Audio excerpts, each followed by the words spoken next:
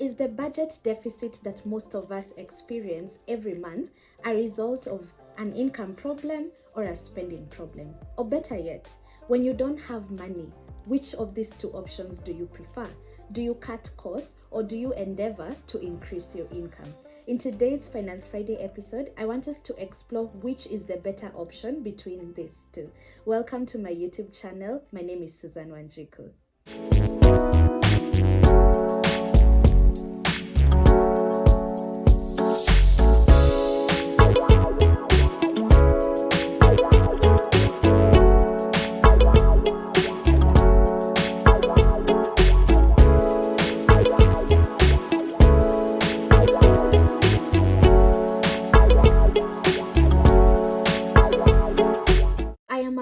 Advocate of cost cutting and frugal living, and I strongly believe that there are important parts or other components to be incorporated in everyone's personal finance journey. In my nature of work, I come across very many people within the first consult who tell me that they do not have enough money left to save or to invest. But more often than not, when we actually do a proper budget with them and try to identify and to track exactly where every single coin of their money is going, we realize that they actually do have money that they can save and invest, only that money is going to other things. The truth is that if you are on a journey to financial freedom, saving is not optional. It is actually very essential. Okay, so some of the money that could be going to saving and investing for most of us is lost in the untracked or unmonitored stuff that we spend on a monthly basis.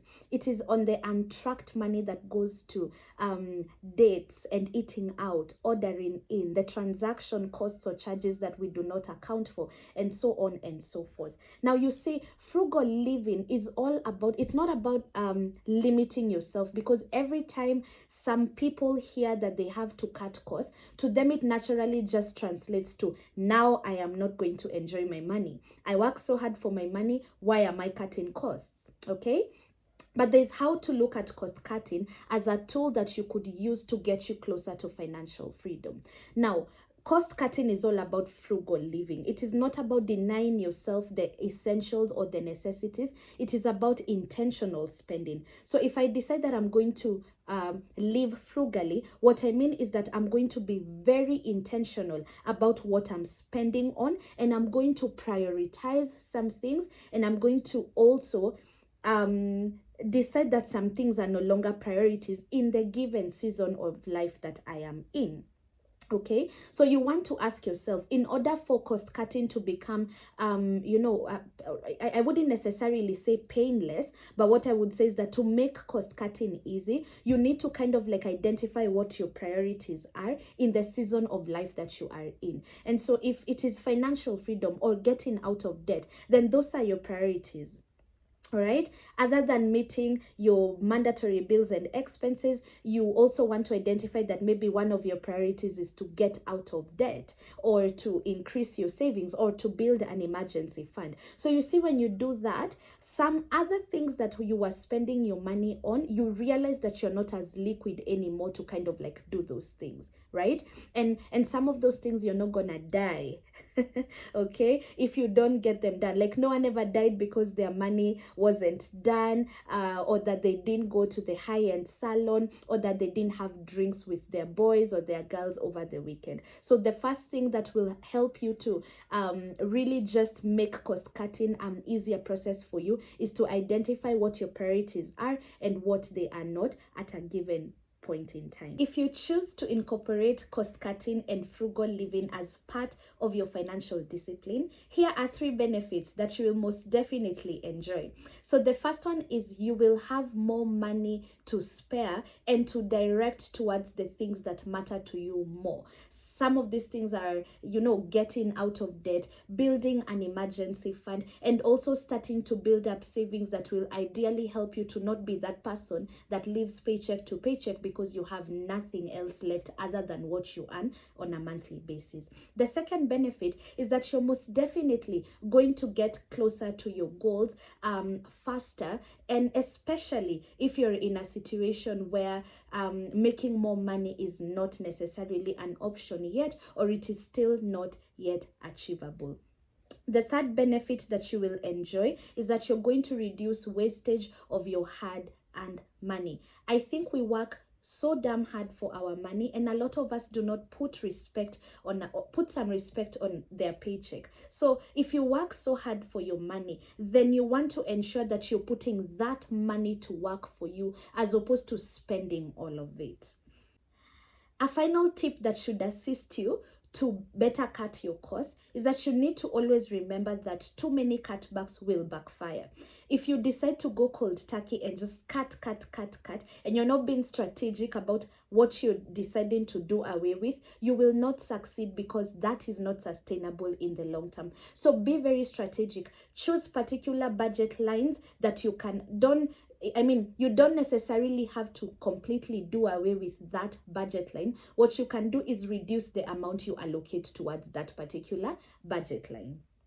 All right, so if you used to spend 15,000 doing your hair and your manicure and pedicure, maybe you can find, instead of deciding that I'm no longer going to be doing my hair or my mani-pedi, because that is quite unrealistic, it would probably be better to decide that instead of spending 15,000, I'm going to find a way to cut this amount to maybe half, 7,500. So maybe going to a more affordable salon, trying to get some things done at home, and so on and so forth. The same applies to your food budget. Obviously, you cannot decide to completely do away with eating.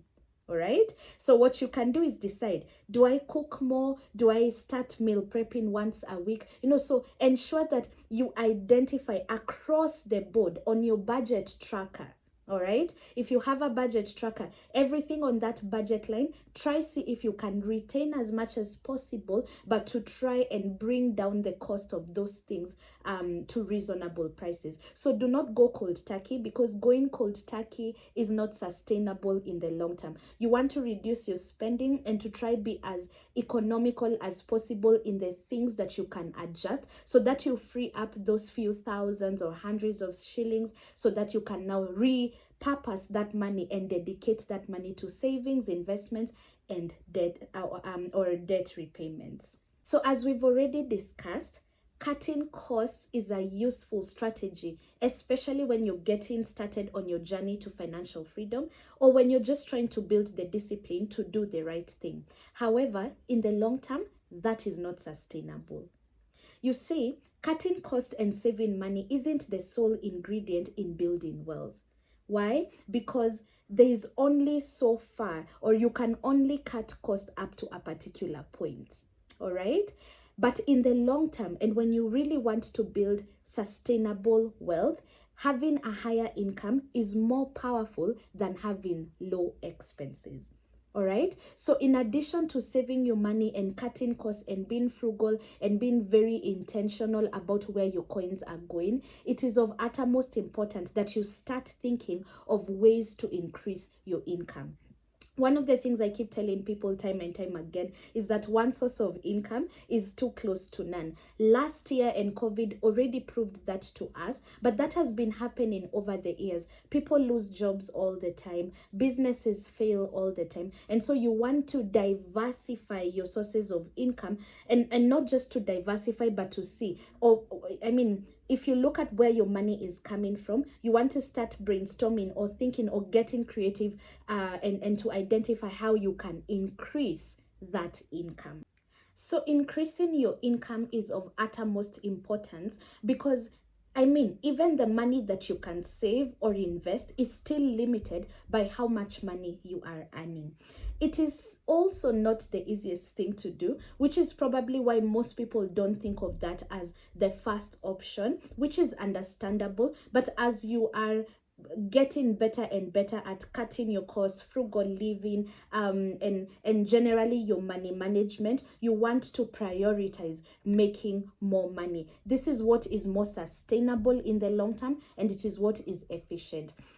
Now, I want to share with you guys the 7 income streams that will skyrocket you to financial freedom if you start thinking about how to incorporate those as part of your portfolio. Now, the first income stream is earned income, which is what most of us are getting from our employer. So this is money that you're getting from a job that you're doing, okay? The second income stream is business income.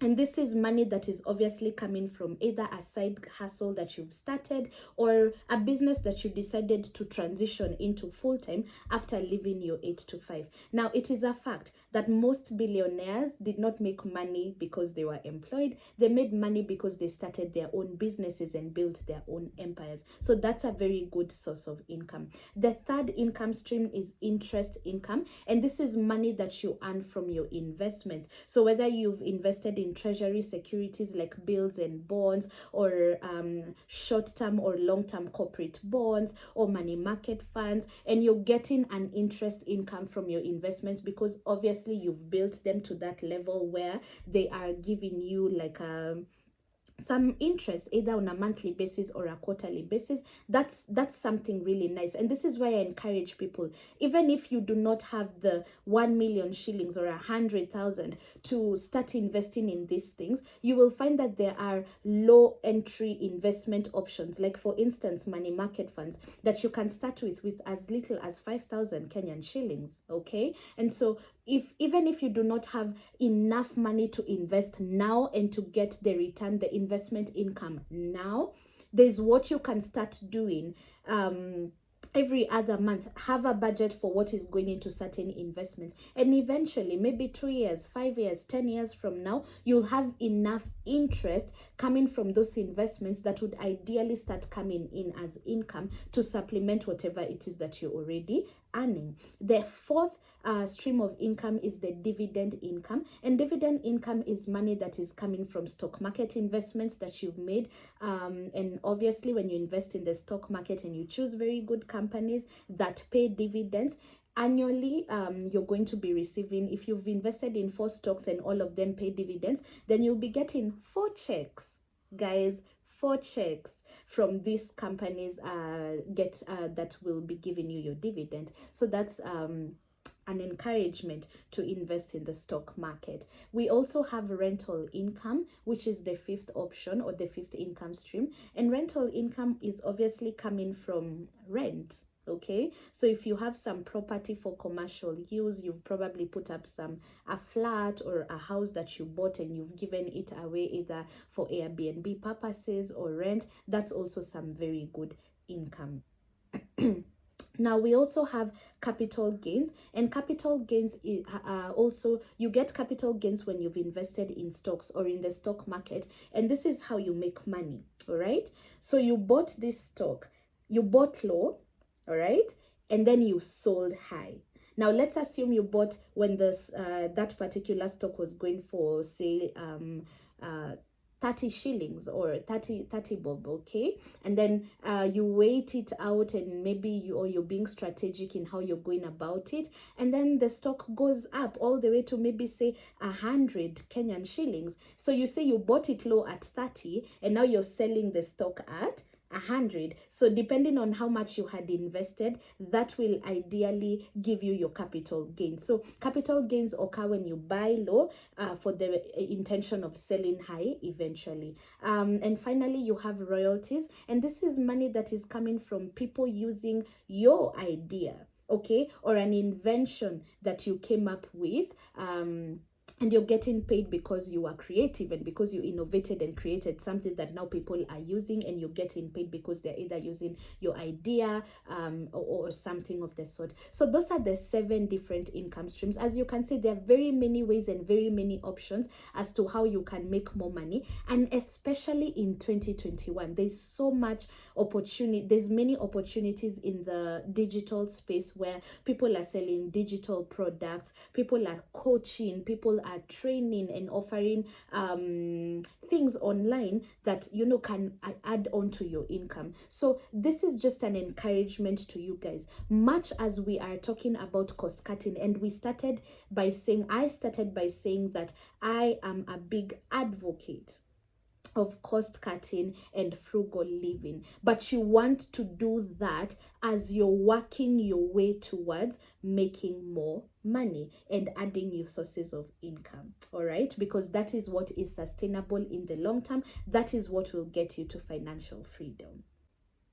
I hope you found today's episode insightful and educative. I would really love to hear from you guys. What are some of the tips, tricks, and hacks that you're using to ensure that you keep your expenses on the bare minimum? And I'd also love to hear what are some of the things that you're doing for extra money, or what are some of the income streams that you already have or are working towards to ensure that you really get to financial freedom. Thank you so much for watching. Remember to comment, share, and also like this video, and I'll see you on the next episode of Finance Friday.